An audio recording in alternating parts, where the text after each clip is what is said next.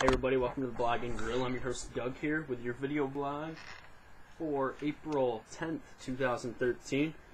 I know I haven't been on here since last Friday, so I'm going to give a quick NCAA tournament wrap-up. The NCAA tournament, of course, finished up the other night with Louisville beating Michigan 82-76. It was a great game. Louisville played well. Luke Hancock came through big. Shane Bohannon in the second half played well. Peyton Siva also in the second half. Spike Albrecht, though, he kept Michigan in it in the first half when Trey Burke went to the bench with some foul trouble. Some are complaining about the officiating of the game. I think the game was called very well. There was, of course, some odd calls. Mitch McGarry, of course, kicked the ball, then he got fouled. No calls were made there. But really, a well-called game by a veteran staff led by John Cal. And really, I think the game was called well, and also I think it was one of the most exciting games that we have seen in the NCAA tournament final. Of course, they're always usually in domes, so you'll see shooting percentage is low. Obviously, Spike Albrecht didn't care about that. He was up in the 20-point range. Luke Hancock won Most Outstanding Player, the Final Four, averaging right around 20.5 a game in the Final Four. And Louisville just getting the big win, as they should have. They were the number one overall seed. That's back-to-back years we've seen the number one overall seed win the NCAA tournament. And it was just a really strong performance by Shane Bohannon, Peyton Siva, Russ Smith. They all played well. So it's going to be a great offseason, I think, for them. Russ Smith's already said he's going to go to the draft. I think they'll be okay, though, so it'll be interesting to definitely see what happens for the Louisville, how many players they bring back. Peyton Siva, of course, graduates. It'll be interesting to see if this team can make another deep run like last year. Bracket pool winner, congratulations, Mike Dale. You won the bracket pool. I will get you your $50 next time I see you. Congratulations, Mike Larkin. I believe finished second, and I actually came in third, which was surprising because I was down in the bottom for quite a while in the bracket, but I really came through late. Did well, picked Louisville as my winner, and there you go. Alright, continuing with the college basketball action, Michael Carter-Williams has just come out. This is news that is breaking here. Michael Carter-Williams is going pro, so the Syracuse sophomore who averaged up near 8 assists a game, right around 11 points, he is going pro. It's definitely big news out of Syracuse. They got a good point guard coming in behind him that I think will do well. Give Trevor Cooney some more minutes, but you're going to see a fresh new backcourt for Syracuse with Trish graduating and Carter-Williams going pro. I hope that's all that really leaves. I know Sutherland graduated too.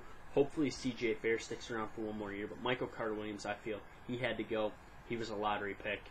Congratulations for him. He's going to make some money. Hopefully he can build himself a new house after his house burned down, tragically back during the second round of the NCAA tournament. NBA action. The NBA playoffs are getting close, and the New York Knicks won their 13th in a row last night. I just want to look at some of what's going on here. Alright, news from the Knicks, though. Tyson Chandler and Kenyon Martin will both be out tomorrow night when they take on the Bulls. That is going to be a big game for sure. But I just want to look at the standings quickly, give you a little breakdown on the playoff picture. Of course, the top, we'll break down the East first. At the top, we got Miami. New York is in second. They clinched the Atlantic last night, so they'll get one of the top 4 seeds. They should, since they clinched the Atlantic, you would assume they're going to finish ahead of Brooklyn, which is 6 games back, so they should have one of the top 3 seeds, and the magic number to clinch the number 2 seed is down to 3. So Indiana is 2.5 back of them, and let's just see what the Pacers' schedule looks like. The Pacers play again on Friday night. Friday night the Pacers play again against the Nets, and then they play the Knicks on Sunday. So if the Knicks can win tomorrow and then beat the Pacers, and then if the Nets can beat the Pacers, then Knicks could clinch the 2 seed on Sunday. So check out Sunday, they could clinch the 2 seed. Then I think the Knicks will get the 2, and I think the Knicks will make a deep run, probably going all the way to the Eastern Conference Finals, where they'll match up with the Heat. They should get by Boston, and then if they get by Boston, they'll have the winner of the 4-5 matchup, which is Brooklyn and Chicago. They've beaten Brooklyn already this year, and Chicago is not as good without Derrick Rose. I don't think Rose will be back, so I think they'll be able to advance on to the Eastern Conference Finals. And I think if they don't make it to the Eastern Conference Finals, this season is a bust for sure. All right, Western Conference, San Antonio on top. Oklahoma City just a half game back. San Antonio, of course, has one more game than them. The Spurs, they play a decent, they play a pretty tough schedule for sure. Down the stretch, they got to play the Denver Nuggets tonight at 10:30, and the rest of their schedule, as they're coming right down the stretch as well, they only have a couple games left. Let's check out their schedule. They go at Denver, then they got home against Sacramento, at Los Angeles, at Golden State, and home against Minnesota. So I'm seeing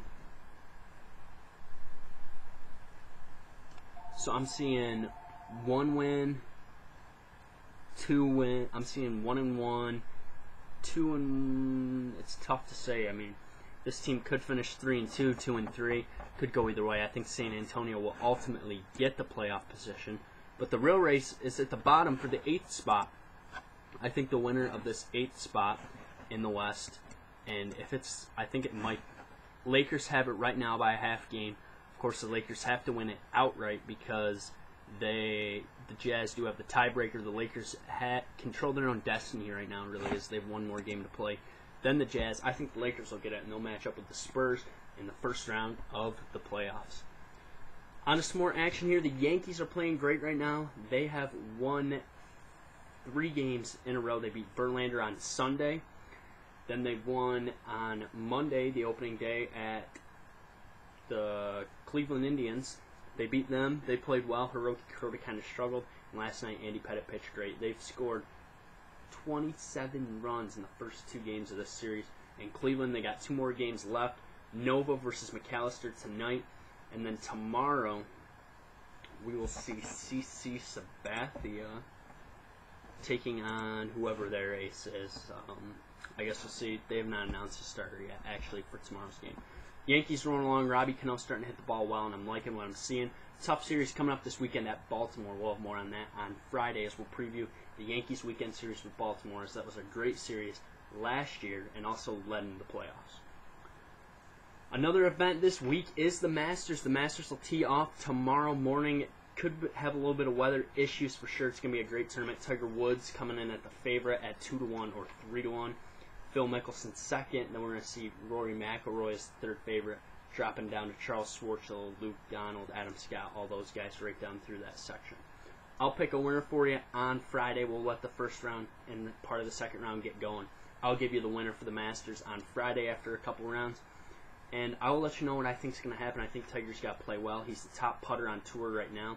If he can hit his fairways, which he has struggled somewhat with, it's a big course, big fairways. If he can hit the fairways and hit those 8 to 10 foot putts, which he struggled with, he'll win his first Masters in 5 years. Should be a great tournament, though. Bubba Watson, of course, the defending champion, could be a favorite as well.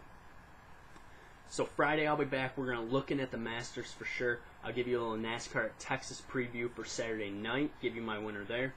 And the Yankees are at home versus the Orioles this weekend. And we'll also do a quick NBA playoff update as well. Thanks for tuning in to the blog. Leave me a comment. You can follow me on Twitter at YankeeBaller415. Read my articles on jbsmooth84.com. I'll be back on that podcast on Tuesday night at 11. I'll post a link to that podcast as well. Should be great. Thanks for tuning in. I'm out.